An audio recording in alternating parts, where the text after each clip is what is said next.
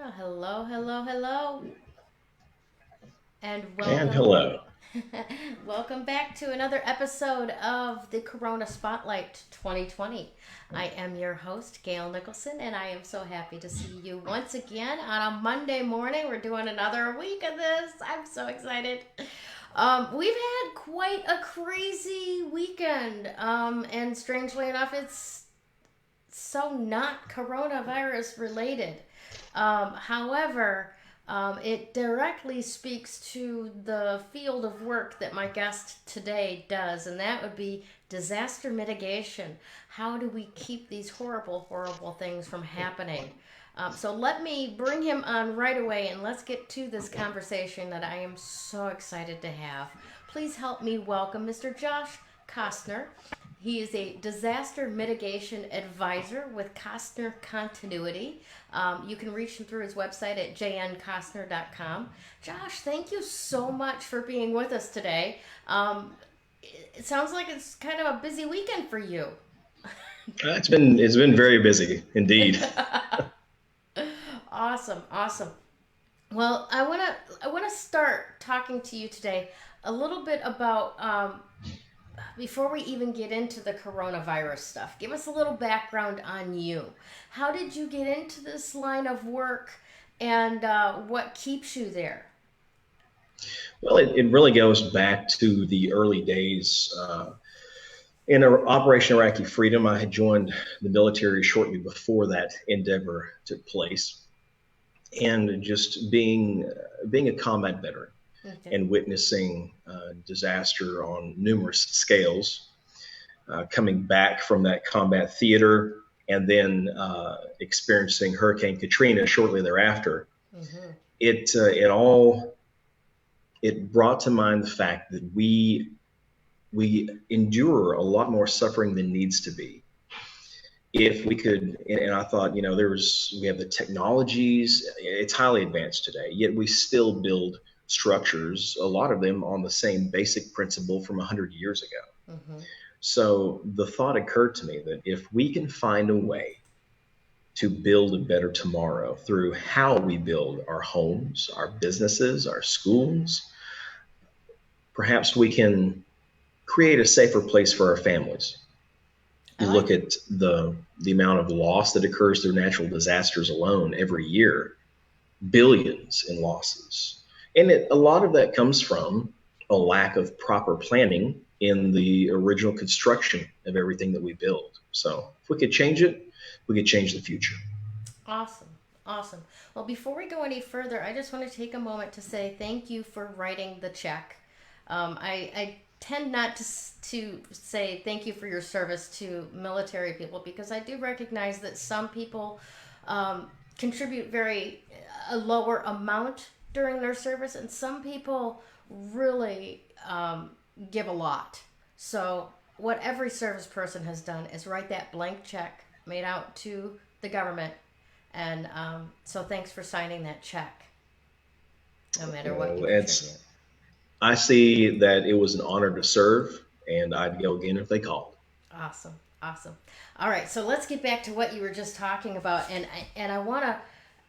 I'm excited about this because you're absolutely right. We do tend to still build based on engineering from over 100 years ago, and I think a lot of what the failure is not just with the Hurricane Katrina, with a natural disaster like that, destroying the infrastructure that was in place, even like after the fact when the levee fell, right? We see Mhm. that across the country in so many different areas with the bridges and all of the interstates that really need our infrastructure needs help. I'll put it that way. Would you disagree? I would not disagree. Awesome.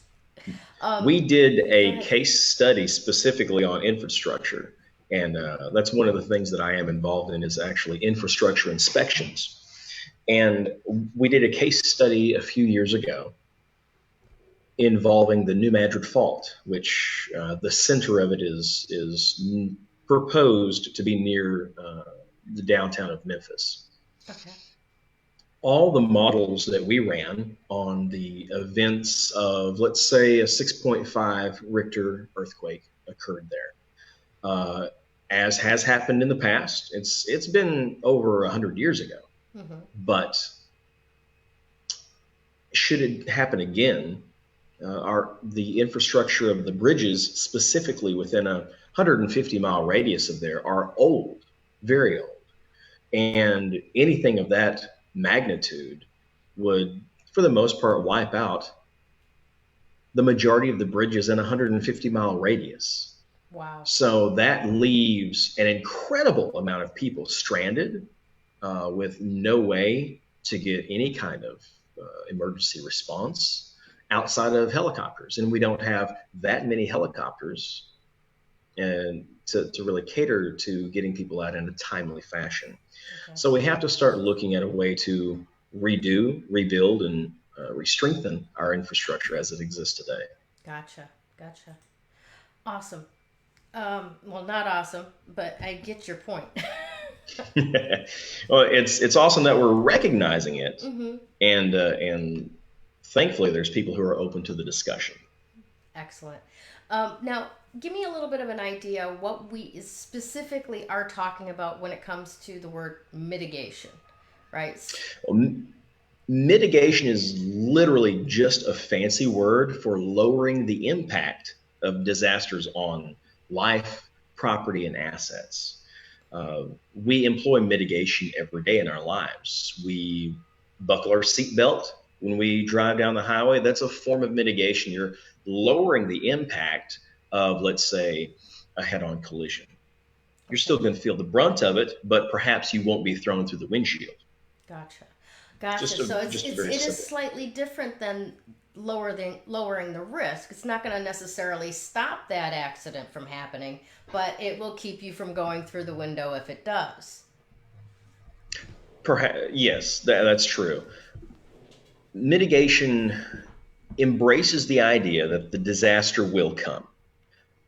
Statistically, emergency management agencies tend to rate disasters on a year scale. You have 10-year disasters, 20-year disasters, 50-year disasters, 100-year disasters, and rated on the frequency, the size, and the scope and the impact. Hmm. We know they're coming. We can't stop them. So our best bet is to employ some form of mitigation to lower that impact. I gotcha. Look at, I believe it was probably 2012 or somewhere in that realm, where Japan suffered an incredible earthquake, and the surge in the ocean, you had tsunamis and large waves coming in from that. Hmm. It hit the Fukushima nuclear reactor there in Japan Right. and caused the meltdown. In hindsight, through extensive study, they only had one seawall to block the water, and it was on land, and it was not that high. Now, the power plant itself was designed to withstand earthquakes, so it handled it perfectly fine. The earthquake came and went, and the nuclear center was unaffected completely until that wave hit it. Now, had there been redundant seawalls, not only on land but in the ocean floor, let's say 4 to 6 seawalls in place, it's highly likely that wave would have never made an impact the way it did. Interesting, interesting. And having 4 or 5 seawalls in the ocean, under the water, on the sea floor, wouldn't actually add to the turbulence of a tsunami coming in. It would Right, that actually would it would cushion lower it it. down. Wow. Yeah, as the waves, and this is something that we studied after Hurricane Katrina. The major factor in the flooding was the seawall, the wave, the ocean surge of the storm pushing it. Mm-hmm. Uh, as a hurricane approaches land, just the sheer strength of that is pushing the water ahead of it, and it'll raise the ocean level sometimes 18 to 20 feet, and that is what initially poured over the levees. Now, as the water's pouring over the levees, then they eroded and broke, but that storm surge was the initial cause of it. Now, studies implemented later on showed that, Had we had seawalls built underneath the water, Hmm. it would have slowly broke up that storm surge, and we would not have had the impact that unfortunately occurred. Now, in Hurricane Katrina's case, because of the fact that the levees had not been maintained properly as they had been scheduled to be maintained in previous couple of years from that, is it possible that even with additional seawalls, although logic would dictate if they put the seawalls in, they would have repaired the levees or maintained the levees. Um, but if they had just had those seawalls and the levees were still at that corroded state, would it not have just taken a little bit longer for those levees to bust? I mean, we've got to really look at the whole picture when we're It's possible, yes. bringing. It is possible. Gotcha. Okay, good, good, good.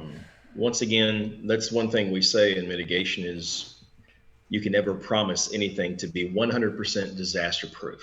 Right, right. It's Mother Nature will throw the unexpected when you think you've covered all the bases, and she'll catch you unaware in a place that you never envisioned that you had a flank open. Gotcha. Now we're talking a lot about oceans, tsunamis, hurricanes, and that type of thing, but you don't do just oceanic disaster mitigation. What is the scope of the disaster mitigation advisement that you offer? Specifically, all forms of natural disaster, primarily. We do cover some sorts of man-made disaster. If you really need to address, if you have, let's say, a high security site that don't want any terrorist activity impacting it, we can also address that as well, which would be considered a man-made disaster. Gotcha. Okay. All right. Well, we're seeing quite a few sporadic man-made disasters this weekend, I think, Indeed. unfortunately. And so let me ask you this: the coronavirus itself, right? Now, we're going to leave alone whether that's a natural or a man-made disaster. But uh, what what systems do we have in place that that pandemic could be detrimental towards? Like, what kind of damage can it do in the Well, type of stuff that you're pandemics talking about? pandemics affect, it's primarily the healthcare system.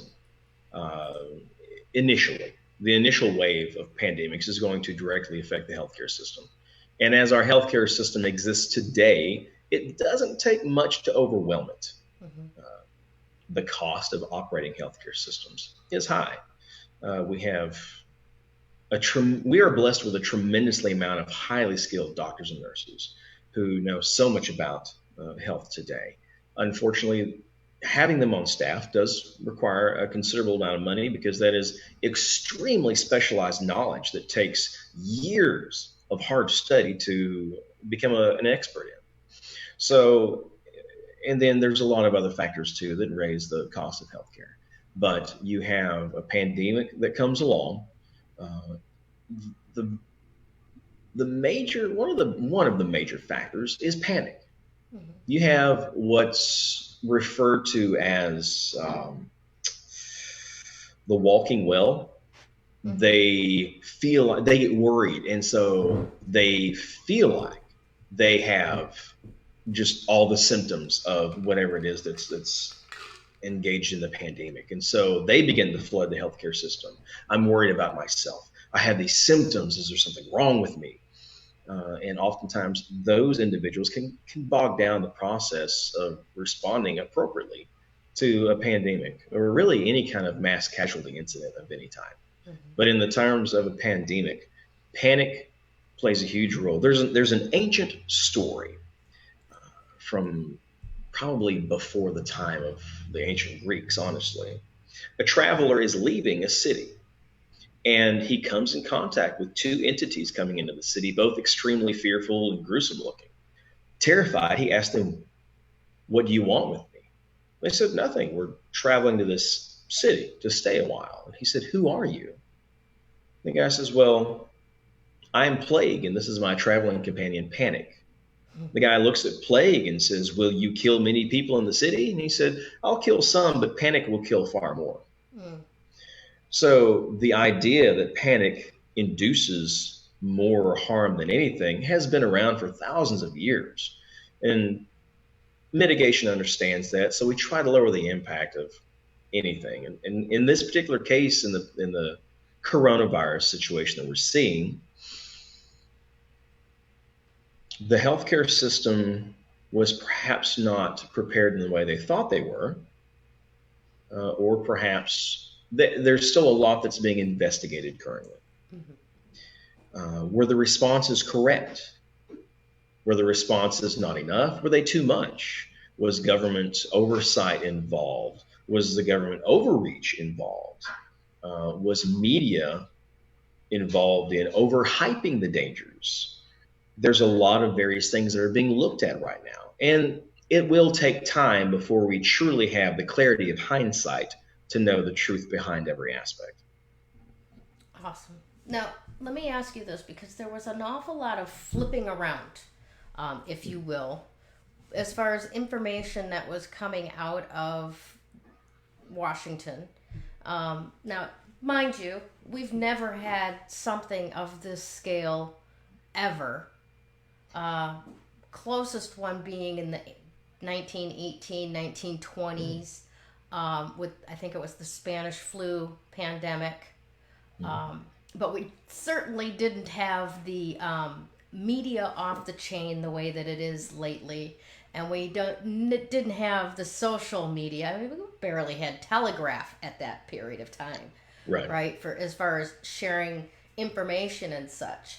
But growing up, I remember us having a clear direction from the government of this is what's going on, this is what we're doing about it, this is what we need you to do about it, that has been not present since March.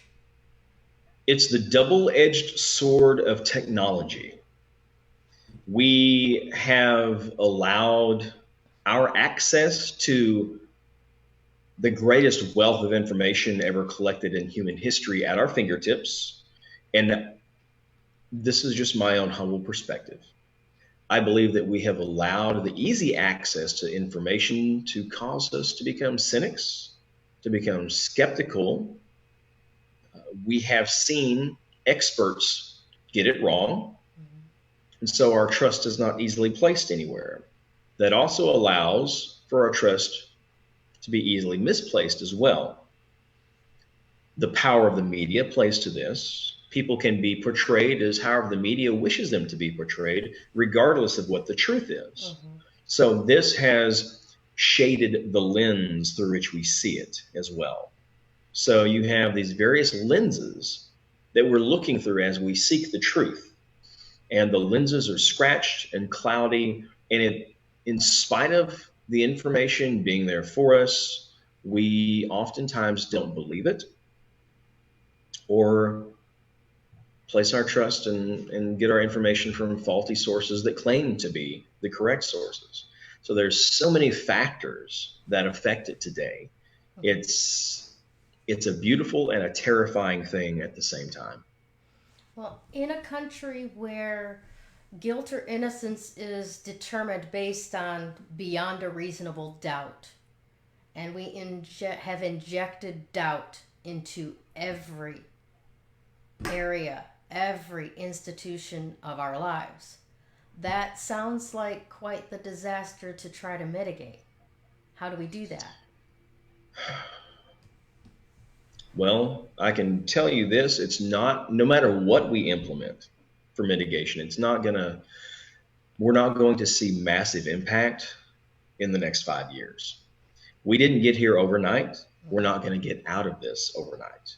It will take many years of careful application of self-discipline from everyone involved for us to get truly back on the right path where we can drop the cynicism, drop the skepticism, drop the derogatory perspectives, if you will, that has been ultimately, sadly, the media has jaded our views in some ways. In other ways, they have increased our ability to respond to events because now we have instantaneous news from anywhere. Right. Anyone can upload a video or stream it live. And so we have,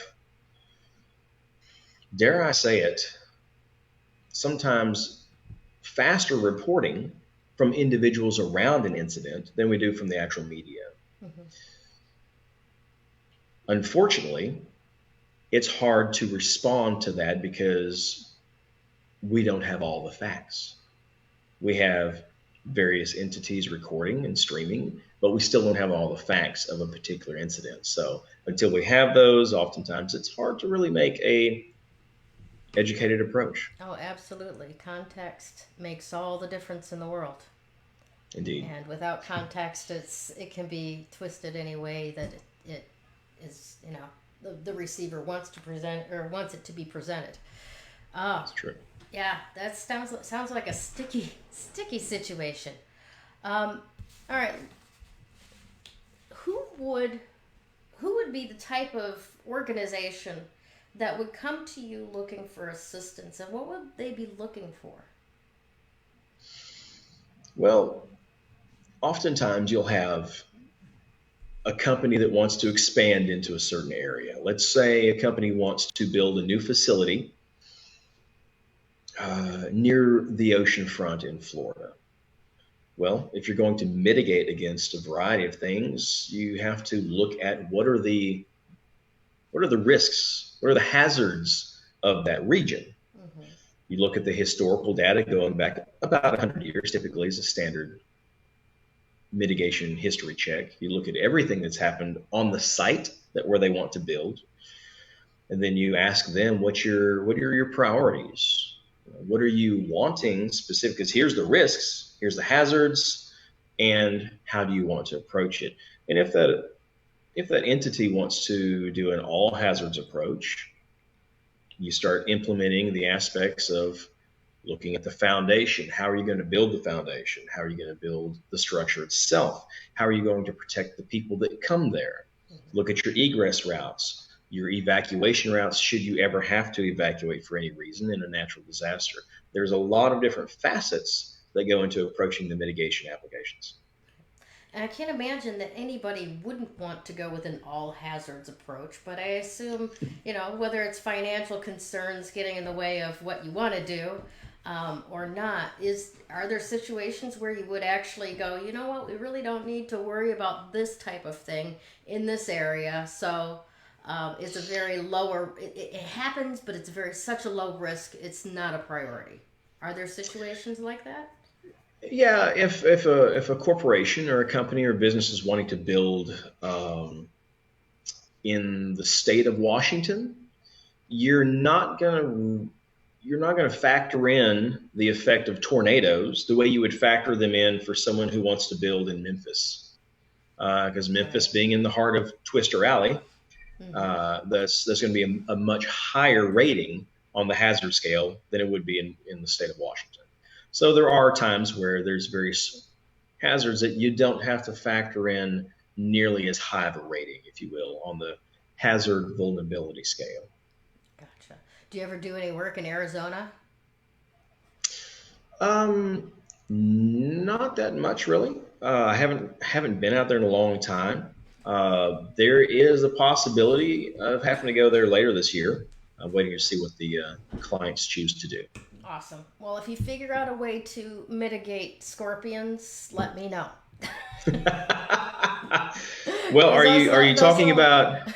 They can flatten under a shoe. Scorpions just outside. Scorpions in the business or home? Home. Scorpions in the home. Mm-hmm. Well, there are the requirements on home sealing are not always up to what they could be, but there are ways to properly seal your home where nothing will get inside. Granted, it does take some retrofitting for an older home. If you're building a new home, that's very easily solved, and there's companies that can take care of that. We're looking in the technologies of concrete homes today. steel plate reinforced concrete homes that can be completely sealed. They're actually somewhat affordable, surprisingly. Then you have them, they're basically, you can never make the full claim that's 100% disaster proof, but for all intents and purposes, these homes are fireproof, waterproof, um, floodproof. They can be sealed completely. You might have a contents fire, you won't have a structural fire, and they'll definitely keep scorpions out. Interesting. Very interesting. That's something to look into. Excellent. Thank you. Okay. So let's talk about a little bit about what is the cost of not mitigating from the beginning. What do we see? Well, what we see, especially, 30, 40, 50 years ago, the cost was there, but it wasn't looked at closely. We just said, oh, natural disaster, tornado came, it wiped out a community. The cost really wasn't addressed that much at the time. As population has grown, though, the same natural disaster will have 10 times the cost because now we have more structures, more lives, more assets that are affected by it. So we've reached a point where severe weather and natural disasters cause an annual damage rate of over 10 billion a year in damages. Mm-hmm. And that's across the nation, all 50 states. So as population grows, it's statistically projected right now that within the next 25 years, Mm-hmm. every single human being in America will be directly affected by a natural disaster of some kind. The population is growing to that point where you can't avoid it. Well, So, I'm in line for the oceanfront property in Arizona part. Yeah, that's the natural awesome. disaster I'm signed up for. So make sure that happens the way I expect it to, please. Thank you. Well, if you have some cheap oceanfront property in Arizona, I would love to hear the insider information on that. But but yeah, it's the cost of not mitigating keeps climbing every year. Uh, every year there are more and more billions lost, and it's because of the fact that, like I mentioned at the very beginning, we're building with technologies. You look at stick built homes today, they're still primarily in concept the same overall idea that was being built in the late 1800s. Mm-hmm. So, yes, our bracketing systems, our fastener systems have improved, but the overall concept is still the same. Mm-hmm. So, we have a structure that's brand spanking new. Let's say someone builds a brand new home in Phoenix. Within 30 years, that structure has reached its lifespan. Its prime lifespan is over at 30 to 35 years, and major overhauls need to start being made at that point. It's Gotcha. the same thing that we had 100, 120 years ago. So if we turn to more disaster resistant structures, such as concrete and other types of building materials that are being explored, but specifically plate steel reinforced concrete homes, you now have a building lifespan of over 100 years before anything really needs to be addressed, typically. Interesting. Now, are you familiar with hempcrete and how that matches up with our usual concrete? I What have are the not looks on that? I have not done enough research on hempcrete to make an appropriate comparison as of yet. That is one of the products that we are planning on looking at this year. Awesome. But I've heard good things. I've heard very good things. And the fact that we're opening back up to the idea of hemp as being a commercial and industrial product is outstanding because in its initial boom in I believe it was the 1920s, we saw that it could create paper, oil, clothing. And so it's good to see it coming back for industrial use. Yeah, agreed. Agreed. I would love to see that more in what we normally use as, yeah, of course you're going to go with that product. You know what I'm saying? It's not something special. I would love to see that happen. So uh, here's a question for you.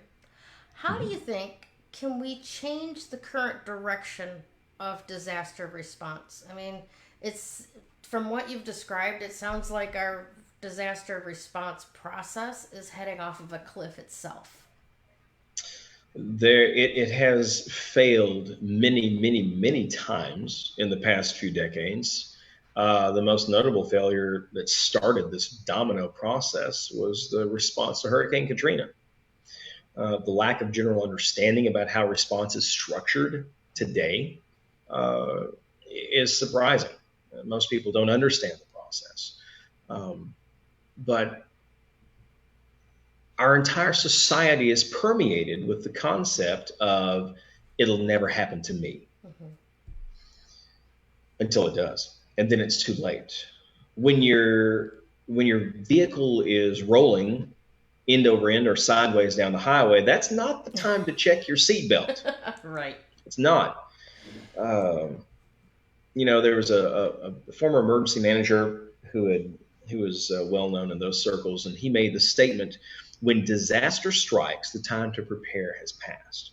And what we're seeing is that our entire society is reactive rather than proactive, and it's merely,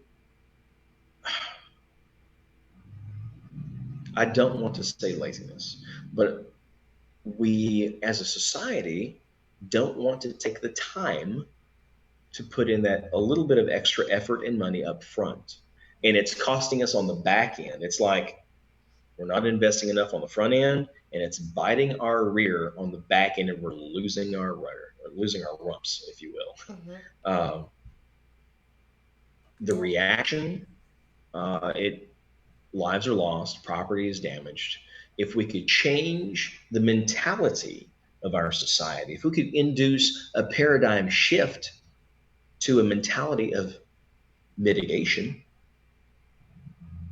the more we implement it, the better our disaster response will become, because the disaster response will not have to be on the scale that it typically is. Now, we can put in all the change we want to, and we need to strive to be the planters of the seeds of change for the mindfulness of mitigation. We're not going to see great change in our lifetime. We're not. Now, But we can start the change now. awesome.